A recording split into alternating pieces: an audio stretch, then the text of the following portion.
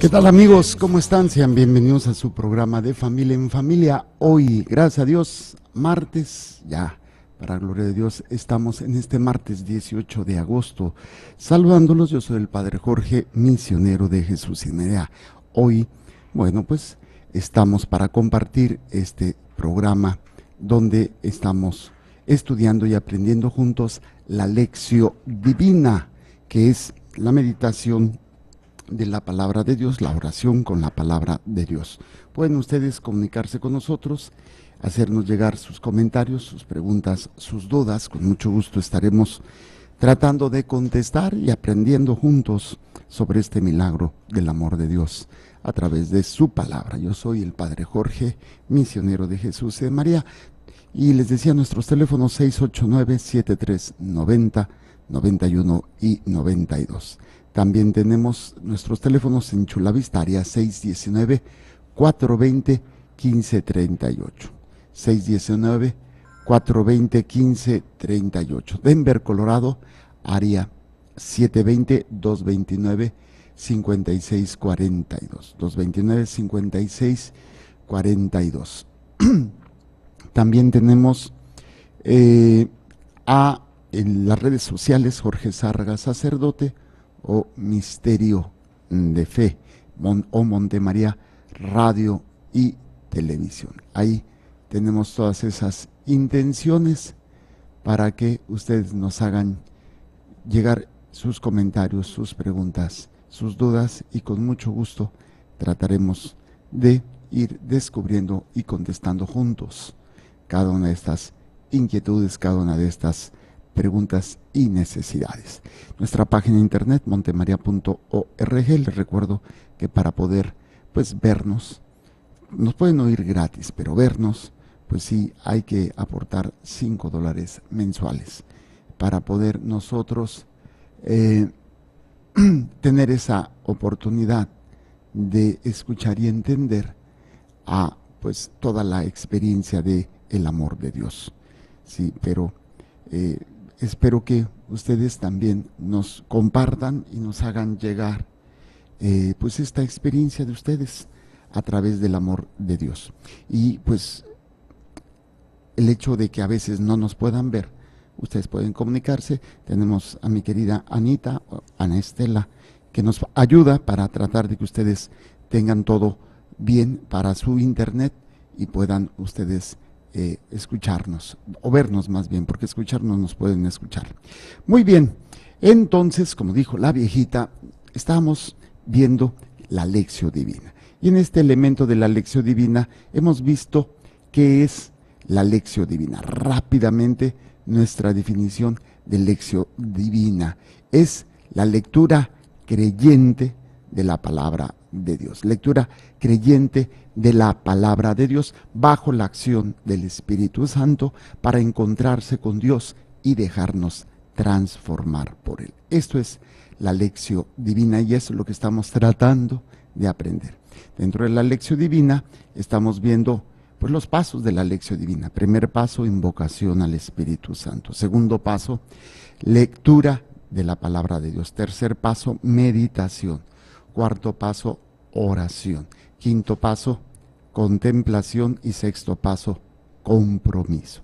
Dentro del primer paso, que es la invocación al Espíritu Santo, tenemos 6 momentos o 6 aspectos prácticos que debemos tratar de dejar. ¿Cuáles son? Fe y apertura al Espíritu Santo, ya lo vimos. Segunda, pureza de corazón. Luego, desprendimiento y docilidad. Y el último en el que estamos, espíritu de oración. Y en este espíritu de oración estamos tratando de aprender, de conocer y de entender todos estos aspectos prácticos que tienen que ver con la oración. Y qué mejor manera de hacerlo que a través del Catecismo de la Iglesia Católica. Y en el Catecismo de la Iglesia Católica estamos en la cuarta parte, que es la oración cristiana. Y estamos ahorita en el primer capítulo primero, la revelación de la oración, la llamada universal a la oración. Y estábamos en el artículo primero y estábamos viendo la oración en el Antiguo Testamento. Vimos la creación como fuente de oración, vimos la promesa y la oración de la fe con Abraham, ¿sí? Luego Moisés y la oración del mediador, y David y la oración del rey. Después nos metimos a Elías y los profetas. Y ahorita lo que nos hayamos quedado es con los salmos, ¿sí? O la oración de la alabanza. Habíamos visto cómo en diferentes pasajes la profundidad de la oración del pueblo de Dios. O sea, es un pueblo orante. Dentro de sus miserias, dentro de sus pecados, como cualquier ser humano, como cualquier grupo, pues vemos que hay una serie de elementos que se repiten, ¿no? El pecado está ahí, está latente. ¿Cómo da lata ese pecado? ¿No? Está ahí y nos cuesta mucho trabajo. Pero dentro de ese pecado, dentro de nuestra miseria, pues está el que quiere dialogar con Dios, el que busca por miedo, por problemas, por necesidad, por amor a Dios, por querer agradar a Dios. O sea, hay muchas causas que nos llevan a la oración, muchos motivos. Acercarnos a Dios por necesidad, por conveniencia o por amor. Y ahí metan todos los ámbitos por los cuales nos acercamos a Dios, que bueno, ustedes las conocen muy bien porque constantemente pues caemos en eso, ¿no?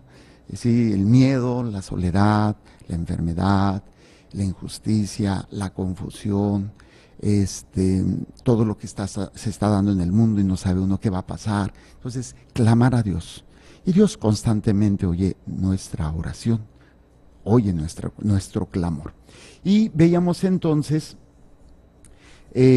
cómo veíamos algunos textos sagrados que dice, desde David hasta la venida del Mesías, las Sagradas Escrituras contienen textos de oración que atestiguan el sentido profundo de la oración para sí mismo y para los demás. Y había algunas citas bíblicas, habíamos visto a Esdras, habíamos visto a Nehemías, nada más voy a leerlo, como fue el último en el que nos quedamos, en Nehemías, página 537 de mi Biblia de Jerusalén, 537, es capítulo 1, versos del 4 al 11. Y oíamos, al oír estas palabras me senté y rompí a llorar, permanecí en duelo algunos días ayunando y llorando ante el Dios del cielo. Y dije, Yahvé, Dios del cielo, tú, el Dios grande y temible que guardas la alianza y el amor a los que te aman y observan tus mandamientos. Estén atentos tus oídos y abiertos tus ojos para escuchar la oración de tu siervo, que yo hago ahora en tu presencia, día y noche, por los israelitas, tus siervos, confesando los pecados que los israelitas hemos cometido contra ti. Yo mismo y la casa de mi padre hemos pecado. Hemos obrado muy mal contigo, porque no hemos observado los mandamientos, los preceptos y las normas que tú habías prescrito a Moisés tu siervo. Pero acuérdate de la palabra que confiaste a Moisés tu siervo. Si sois infieles, yo os dispersaré entre los pueblos. Pero si volviéndonos a mí guardan mis mandamientos y los ponen en práctica, entonces vuestros desterrados que estuvieren en los confines de los cielos, yo los reuniré de allí y los conduciré de nuevo al lugar que he elegido para morada de mi nombre. Aquí tienes a tus siervos y a tu pueblo que tú has rescatado con gran poder y tu fuerte mano. Ea, Señor, estén atentos tus oídos a la oración de tu siervo, a la oración de tus servidores que desean venerar tu nombre. Muéstranos ahora favorable a tu siervo y haz que tenga éxito ante ese hombre. Entonces, vemos estos elementos. Lo último que habíamos visto es cómo Nehemías, yo les decía, si tenemos, la oración es una necesidad del ser humano, es como el comer para el cuerpo, la oración es para el alma. Hay que orar. Y las causas por las que oramos son muchas, pero lo que veíamos la vez pasada es siempre que voy a orar, ya sea para pedir, para agradecer, para alabar, para interceder, tengo que presentar mi tarjeta de identidad. ¿Cuál es mi tarjeta de identidad? Pecador, la he regado. O sea, no he vivido como debo de vivir. Y no es porque seamos masoquistas, ahí nos flagelamos, no es que yo soy de lo peor, es que yo no merezco. No, porque eso no es tan bien, no es sano. Simplemente, pues, ¿quién puede entrar? ¿Hay un salmo? Sí, creo que es un salmo. Dice, ¿quién puede entrar a la presencia del Señor? El de manos, y hasta lo han hecho un canto, el de manos limpias y un corazón puro, que sea bondadoso y que te sepa amar. Dame, Señor, manos limpias y un corazón puro. Luego la tercera parte, ya puedo entrar, Señor. en tu presencia, porque me has dado manos limpias y un corazón puro. Entonces, estamos aprendiendo cómo hay una oración, un sentido de oración profunda en el pueblo de Israel. Hay una necesidad de oración. Y en nuestra vida, como católicos, tenemos que tener también ese sentido profundo de la oración. Y es siempre, y es una actitud humilde, no masoquista, ni tampoco estar recordando, ay, ya es que yo soy bien malo. No, ya se te perdonó, ya, quite esa cara. O sea, no me pongas cara de que, ay, es que si usted supiera lo malo que soy, no tienes tú ¿cómo se llama? El monopolio del pecado, ni tienes la invención de tus porquerías. Tú no fuiste quien lo inventaste, ni te lo atribuyas así como, es que yo, bájale a tus panchos. Tú no tienes la patente de tus pecados. No es para que te estés flagelando, pero sí para que estés reconociendo con humildad tu posición y la misericordia de Dios. Yo siempre les he dicho, el hecho de que yo me atreva a predicar, o a hablar, o a tratar de enseñar, o a celebrar, o celebrar los sacramentos, especialmente la misa, no es porque yo sea bueno. Si me atrevo a hacerlo es por la misericordia de Dios.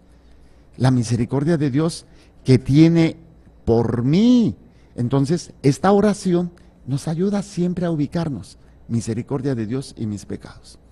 ¿Cuál es la finalidad de esto? Primero, descubrir que Dios siempre está dispuesto a perdonarme. Y segundo, nunca sentirme seguros de que yo soy Juan Camaney. Ahora sí, ya lo logré, ya lo superé. No, porque cuando nos sentimos así, pues es cuando caemos en la soberbia de decir, yo puedo tener el control. Yo puedo tener el control de esto. Entonces, la humildad, decir, Señor, mira, te quiero pedir por mi familia, está pasando por otro, pero ¿qué te puedo decir? Yo soy pecador, ¿sí? No he sabido ser ese hombre, esa persona responsable. Y es necesario, entonces, que hagamos conciencia de ello. En esto nos habíamos quedado, ¿sale? Vámonos entonces al siguiente, Jonás 2, de 3 al 10, el libro de San Jonás, Jonás. Y estamos hablando de, en la página, Jonás, ¿dónde estás que no te veo? Déjeme checar. Sapienciales, Lamentaciones, Salmos. Ahora me lo... Ándele, por eso yo decía, aquí, bueno, la mía es 1363. Gracias. Ya, los alumnos superan al maestro. 1363. Ahí me lo quitaron. 63. Entonces, en Jonás vamos a ver capítulo 2, versos del 3 al 10. ¿Qué es lo que nos dice? Acuérdense que Jonás había sido enviado por Dios a Nínive y Jonás no quiso ir, lo traga una ballena y luego y estuvo en el vientre 3 días y 3 noches. Jonás oró a Yahvé, su Dios, desde el vientre del pez diciendo, fíjense, esta es la oración: en mi angustia clamé a Yahvé y él me respondió. Desde el seno del abismo grité y tú me escuchaste. Me habías arrojado a lo más hondo en el corazón del mar y la corriente me arrastraba. Todo tu oleaje me arrollaba. Yo me dije, me has arrojado de tu presencia. ¿Cuándo volveré a contemplar tu santo templo? Las aguas me asfixiaban el aliento, el abismo me envolvía, las algas enredaban mi cabeza. Bajé hasta los cimientos de los montes. La tierra se cerró para siempre sobre mí. Pero tú sacaste mi vida de la tumba, Yahvé, Dios mío. Cuando mi aliento desfallecía, me acordé de Yahvé. Y mi oración llegó hasta ti, hasta tu santo templo. Los que adoran falsos ídolos traicionan su lealtad. ¿Sí? Yo, en cambio, en tono de acción de gracias, te ofreceré sacrificios y cumpliré los votos que te hice. La salvación viene de Yahvé. Entonces, él está en el vientre de la ballena y hace esta oración. Nuevamente se presenta como un pecador, pero también con la esperanza de que estará en la presencia de Dios para ofrecer esa ofrenda. El otro es Tobías. A ver, rápidamente, a ver quién lo encuentra primero. Tobías, ¿dónde estás? Capítulo, Tobías, ahí, acá estamos. Tobías, estamos en la página 559. 559. Tobías, capítulo 3, versos del 11 al 16.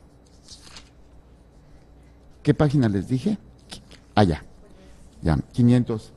Es Tobías 3, 11 al 16. Y dice así, dice,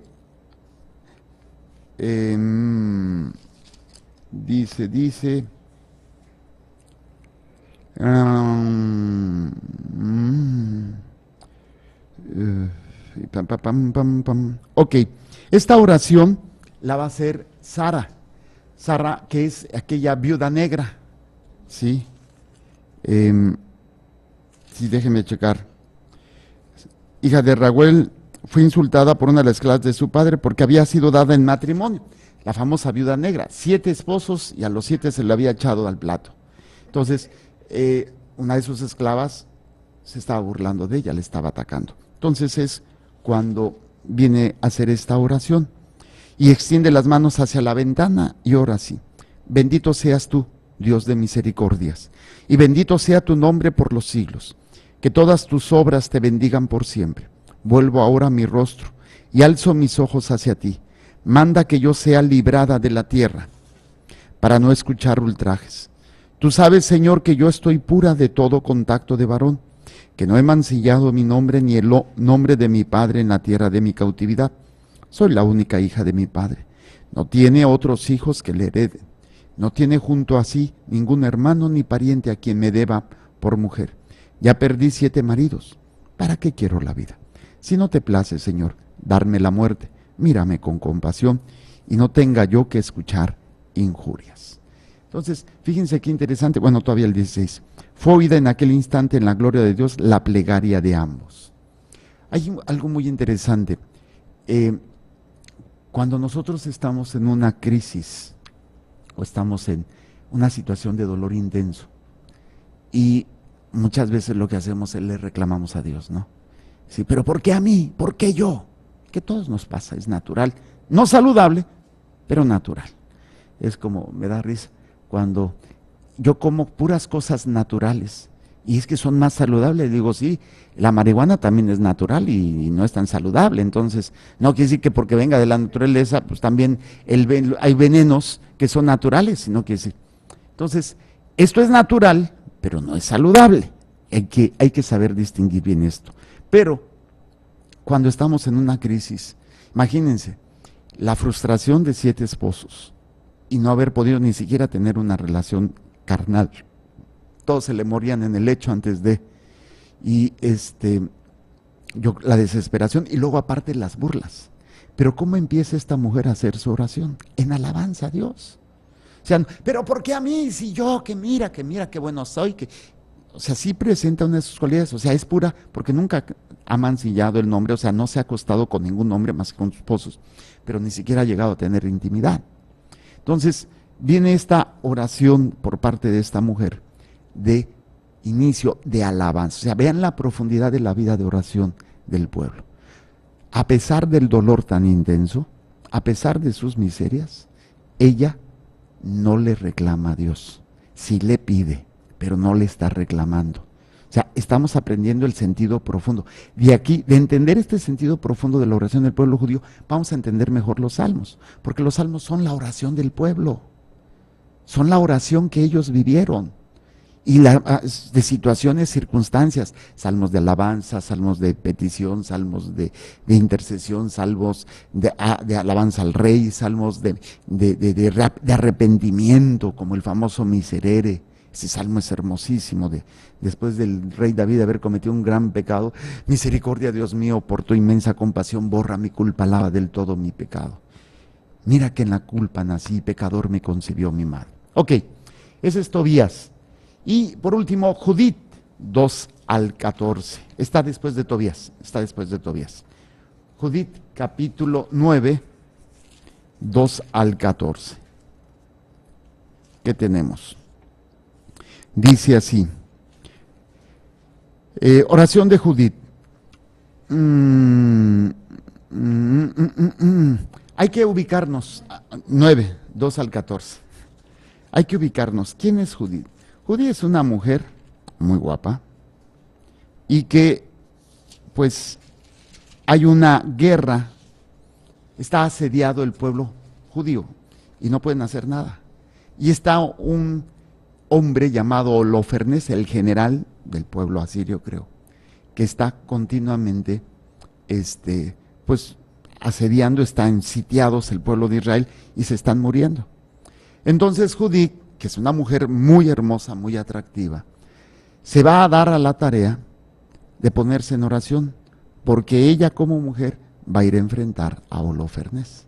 Pero imagínense que ella se enfrentara con la espada, no, ella con las armas que Dios le dio, su belleza. Casi nada, casi nada. Pero la oración que hace esta mujer en preparación para esa misión. Fíjense nada más qué chulada. ¿Sí? Primero, desde el versículo 1 dice, cayó Judith rostro en tierra, echó ceniza sobre su cabeza, dejó ver el sayal que tenía puesto, y la misma hora en que se ofrecía en Jerusalén en el templo de Dios, el incienso de aquella tarde, clamó al Señor en voz alta diciendo, porque puso también a todo el pueblo a orar, porque lo que ella iba a hacer, ¿no? Dice, Señor Dios mío, Señor Dios de mi padre Simeón, a quien diste una espada para vengarse de los extranjeros, que habían soltado el ceñidor de una virgen para mancillarla, que desnudaron sus caderas para cubrirla de vergüenza y profanaron su seno para deshonor. Tú dijiste, eso no se hace. Y ellos sin embargo lo hicieron. Por eso entregaste sus jefes a la muerte, y su lecho rojo de vergüenza por su engaño. Lo dejaste con engaño ensangrentado. Castigaste a los esclavos junto con los príncipes, a los príncipes con los siervos. Entregaste al saqueo a sus mujeres, sus hijas al destierro, todos sus despojos en reparto para tus hijos armados, que se habían encendido en tu celo. Y tuvieron horror a la mancha hecha a su sangre y te llamaron en su ayuda. Oh Dios, mi Dios, escucha esta viuda. Tú que hiciste las cosas pasadas, las de ahora y las venideras, que has pensado el presente y el futuro, que solo sucede lo que tú dispones y tus designios se presentan y te dicen, aquí estamos. Pues todos tus caminos están ya preparados y tus juicios previstos de antemano. Mira pues a los asirios, que concentran numerosas tropas orgullosos de sus caballos y jinetes, engreídos por la fuerza de sus infantes, fiados en sus escudos y en sus lanzas, en sus arcas y en sus ondas, nos han reconocido y no han reconocido que tú eres el Señor, quebrantador de guerras. Tu nombre es Señor. Quebranta su poder con tu fuerza, abate su poderío con tu cólera, pues planean profanar tu santuario, manchar la tienda en que reposa la gloria de tu nombre y derribar con hierro el cuerno de tu altar. Mira su altivez, desata tu ira sobre sus cabezas. Da a mi mano de viuda fuerza para lo que he proyectado. Hiere al esclavo con el jefe y al jefe con su siervo. Por la astucia de mis labios, abate su soberbia por mano de mujer. No está en el número tu fuerza, ni tu poder en los valientes, sino que eres el Dios de los humildes, el defensor de los pequeños, apoyo de los débiles, refugio de los desvalidos, salvador de los desesperados. Sí, sí. Dios de mi Padre y Dios de la herencia de Israel, Señor de los cielos y la tierra, creador de las aguas, Rey de toda tu creación, escucha mi plegaria. Dame una palabra seductora para herir y matar a los que traman duras decisiones contra tu alianza, contra tu templo santo y contra el monte Sión y la casa, propiedad de tus hijos. Haz reconocer a naciones y tribus que tú eres Yahvé, Dios de toda fuerza y poder, y que no hay protector fuera de ti, para la estirpe de David. Fíjense qué chulada de oración. Primera parte, esta mujer está hablando de cómo hay una situación de injusticia en el pasado y cómo hubo saqueo a una virgen. Y se puede entender como una mujer literalmente o al pueblo de Israel, ¿sí? Pero como en este sentido caen por el peso de la culpa, pero se arrepienten y Dios los socorre. Otra vez se presenta primero la situación frágil del ser humano. Y la otra parte que a mí me encantó, ¿sí? Bueno, habla de la providencia de Dios, que todo está en manos de Dios.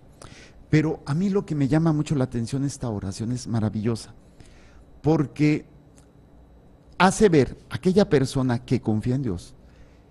Parece ser como si le tuviera que decir a Dios, mira, ellos confían en su fuerza, yo confío en ti. O sea, esa acción de esta mujer, y que se va a repetir en muchos pasajes bíblicos, en donde hacen ver cómo los demás confían más en su poder, en su sabiduría, en su inteligencia, en su dinero, en su estatus social, en todas esas realidades que están ahí latentes. Confían más ellos en eso. Y Judith dice, yo confío en ti y en tu poder. Tanto confío en ti y en tu poder que me presento con mi persona y con lo que yo soy, con mis limitaciones y mis miserias. Esto es lo que yo soy. Y sé tú quien me guíe. O sea, yo tengo un plan, pero yo te lo presento. Entonces, esa acción, cuando dice, mira a los asirios que concentran tropas, orgullosos de sus caballos y jinetes, engreídos por las fuerzas de sus infantes. ¿Cuántas veces nosotros como católicos caemos en ese pecado? Confiamos más en lo que tenemos, en lo que hacemos, en lo que somos, incluso confiamos más en quién está con nosotros, nos sentimos más seguros cuando tenemos a alguien, esposo, esposa, hijos, papá, mamá, amigo, que en el mismo Dios. Y cuando mi confianza reposa más en otras personas, en otras realidades, entonces vamos a darnos cuenta cómo fallamos, cómo estamos en esos errores, y vemos cómo estamos en esta realidad que nos permite ir descubriendo estos elementos que están ahí latentes. Nosotros terminamos por confiar más en lo que vemos, en lo que sentimos y en lo que el mundo nos hace creer. Y esto es una oración hermosísima de esta mujer. Tal vez nosotros en algún momento decimos, es que yo confío en Dios, es que yo tengo fe en Dios, y en ese momento sí, pero con qué facilidad nos apoyamos más en las cosas del mundo. Y esta realidad va a hacer creer que podemos entender y creer que las personas o los lugares o las circunstancias nos van a dar seguridad y confianza. Pero bueno, es un elemento que vamos a ir descubriendo. Hasta aquí serían los pasajes bíblicos que nos presenta este número 2585 para entender el sentido profundo de la oración del pueblo judío, y que va a ser muy interesante que nosotros entendamos esto. Seguimos con este número. Los salmos fueron reunidos poco a poco en conjunto de 5 libros. Los salmos o alabanzas son la obra maestra de la oración del Antiguo Testamento. Entonces, estas oraciones que hacían estos personajes, sacamos unos, y estos, nada más para que entiendan de dónde vienen los salmos, obviamente, inspiración de Dios. Pero recuerden que Dios inspira a hombres y mujeres para poner por escrito lo que Él quiere, ¿sí? Y ahí es donde vemos que, pues, de dónde salen los salmos. Al principio se le atribuían a David todos los salmos. Voy a poner un ejemplo de la sabiduría que nosotros tenemos, la famosa sabiduría popular, refranes que vienen pues de la enseñanza de la vida diaria y que después se vuelve pues la sabiduría del pueblo, ¿sí? Como dice, más vale pájaro en mano que ver un ciento volando. Pues habla de la seguridad de poder tener, pues ¿para qué te arriesgas a algo que no tienes? Mejor asegura lo que ya tienes. Camarón que se duerme, se lo lleva la corriente, ¿sí? O sea, el que no está abusado, pues pierde mucho. Son muchas cosas que vienen de la sabiduría, de las enseñanzas. Oímos decir a los abuelos sus frases, ¿no? Sus frases hermosas. Por ejemplo, vamos a descubrir estos ámbitos que están ahí latentes. Por ejemplo, la otra vez yo hacía una cita bíblica, no una cita bíblica, citaba a Aristóteles. Decía, educar la mente sin educar al corazón no sirve de nada. Y yo le agregué, educar la mente sin educar el corazón ni el alma no sirve de nada. Y una señora oyó en la prédica y ya lo puso como una cita, dice, el padre Jorge citó a Aristóteles, educar la mente sin educar el corazón no sirve de nada. Y él agregó, y sin educar el alma, la mente y sin educar el corazón no sirve de nada. Sin educar el alma, pues tampoco. Entonces, y así se va haciendo pues esas frases. Uno le va poniendo, otro le va quitando y se va haciendo esa sabiduría. Pues hagan de cuenta que eso es lo que pasó con los salmos. Las oraciones de estos hombres se van aprendiendo y se van visualizando como una herramienta maravillosa para todos nosotros. Entonces vamos a pasar al número 2586. 2586, que nos dice: los salmos alimentan y expresan la oración del pueblo de Dios como asamblea, con ocasión de las grandes fiestas en Jerusalén, y los salmos y los sábados en las sinagogas. Esta oración es indisociablemente individual y comunitaria. Concierne a los que oran y a todos los hombres. Asciende desde la Tierra Santa y desde las comunidades de la diáspora, pero abarca toda la creación. Recuerda los acontecimientos salvadores del pasado y se extiende hasta la consumación de la historia. Hace memoria de las promesas de Dios ya realizadas y espera al Mesías, que les dará cumplimiento definitivo. Los salmos usados por Cristo en su oración y que en él encuentran su cumplimiento continúan siendo esenciales en la oración de su iglesia. Entonces, vamos viendo este número, estos elementos que están ahí latentes. Los salmos alimentan y expresan la oración del pueblo de Dios. Es como las canciones que hacen algunos autores alimentan el sentimiento del pueblo, ¿sí? Cuando hay una canción dedicada, por ejemplo, a la mamá o a los hijos, esta canción que Juan Gabriel le compuso a, no sé si fue a Rocío Dúrcal, que perdió su hijo, alguien que perdió su hijo, Amor Eterno. Amor eterno, y quién sabe qué no, de que se le murió su hijo. Es pues la sabiduría, el amor que se va a plasmar en una canción, y el pueblo lo hace, hasta lo cambia. ¿Por qué? Porque ya no lo refiere a un hijo, lo refiere a esa persona amada. Cuando no tiene nada que ver eso, ¿no? Cuando no tenía nada que ver eso. O esta canción hermosísima de José Luis Perales. ¿Y quién es él? ¿En qué lugar se enamoró de ti? El que no sepa la historia de esa canción, es como si le estuviera diciendo, me pusiste los cuernos y te puedes ir con él. Oye, pues, ¿qué clase de canción tan más así cruel, no? O sea, te amo, me pusiste los cuernos y bueno, te vas a ir con él, está bien.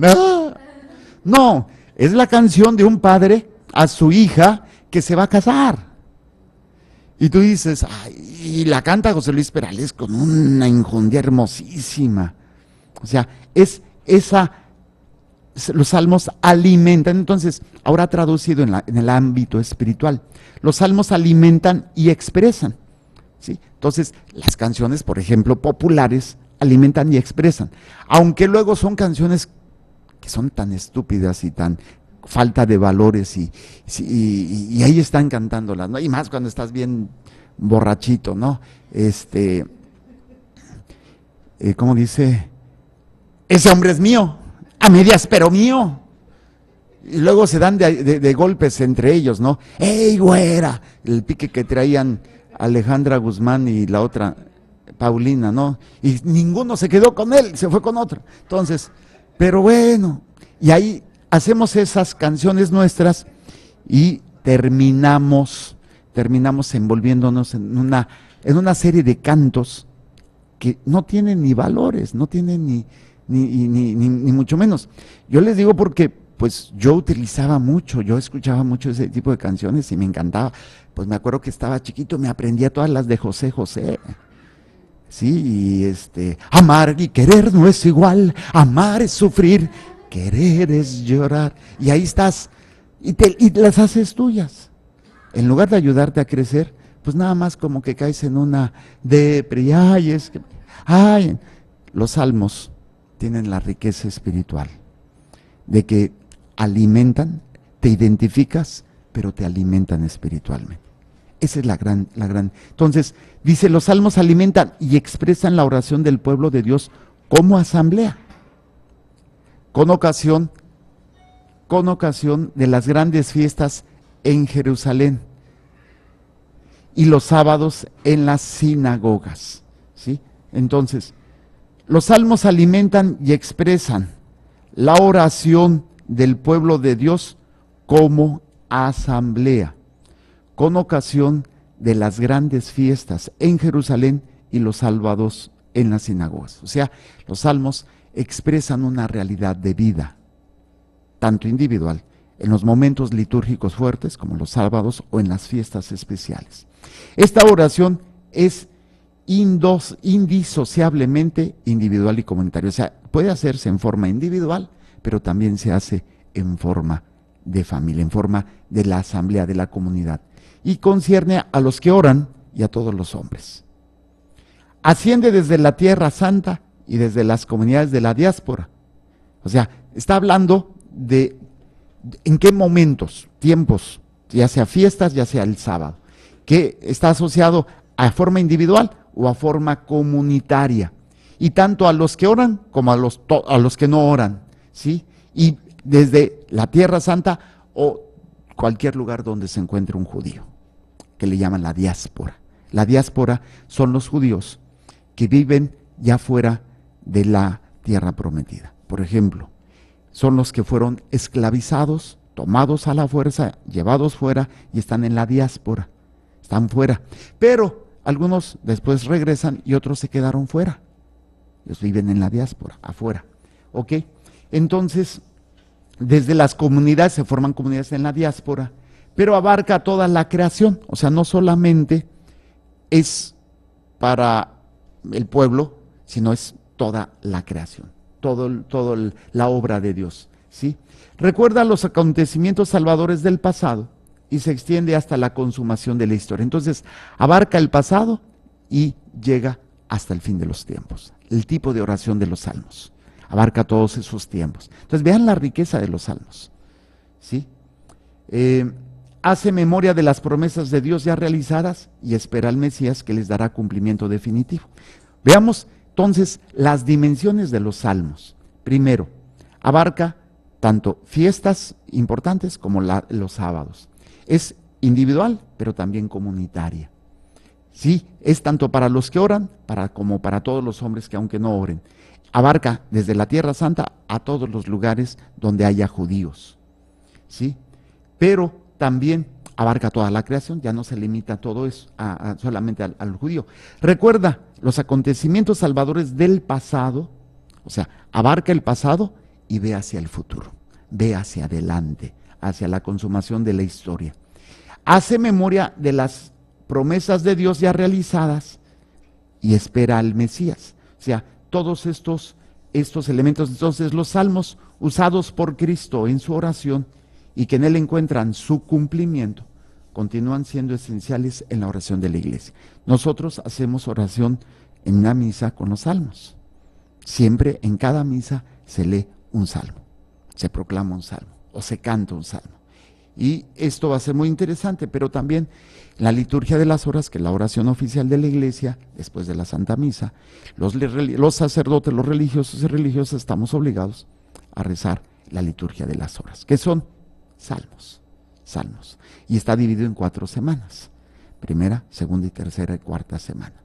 Y en tiempos especiales tienen sus antífonas propias, tiempo ordinario, tiempo de Adviento, Navidad, Cuaresma, Semana Santa o Pascua, y tienen sus salmos a veces especiales. Y los salmos es la santificación de las horas, para que las 24 horas del día haya religiosos en todas partes del mundo rezando y orando a Dios. Ahorita se está rezando en alguna parte del mundo las laudes. En otra parte del mundo, los maitines. En otra parte del mundo, las vísperas.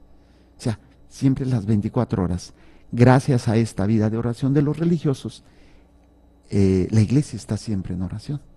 Aunque otros estén en otra sintonía, pero siempre se está en ese ámbito de la oración.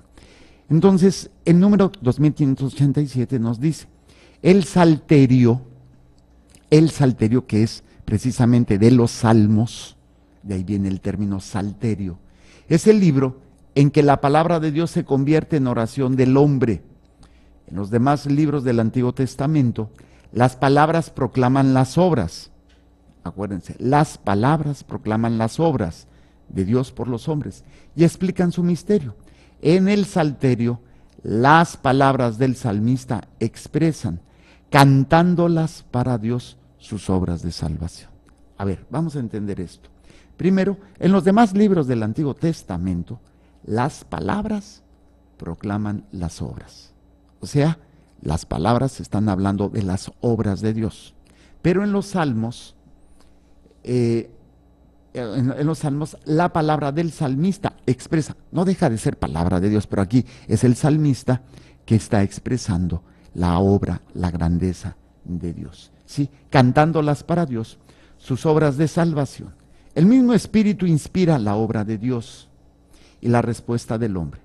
Cristo unirá ambas. En él los salmos no cesan de enseñarnos a orar. Vamos a dejarlo aquí, se nos ha acabado el tiempo. Nos quedamos en el número 2587, hablando del salterio y hablando de cómo en los salmos, las palabras de los salmitas expresan, cantando para Dios, su obra de salvación. Que el Señor les bendiga y les proteja, haga resplandecer su rostro sobre ustedes y les conceda su favor. Que el Señor les mire con benevolencia y les conceda la paz. Amén. Jesús, que tu sangre pura y sana circule en estos cuerpos enfermos y que tu cuerpo puro y sano transforme estos cuerpos débiles y que una vida sana y vigorosa palpite dentro de ellos. Amén. Y la bendición de Dios Todopoderoso, Padre, Hijo y Espíritu Santo, descienda sobre ustedes y permanezca para siempre. Muchísimas gracias. Continúen con nuestra programación. Recuerden, Dios es amor y te ama.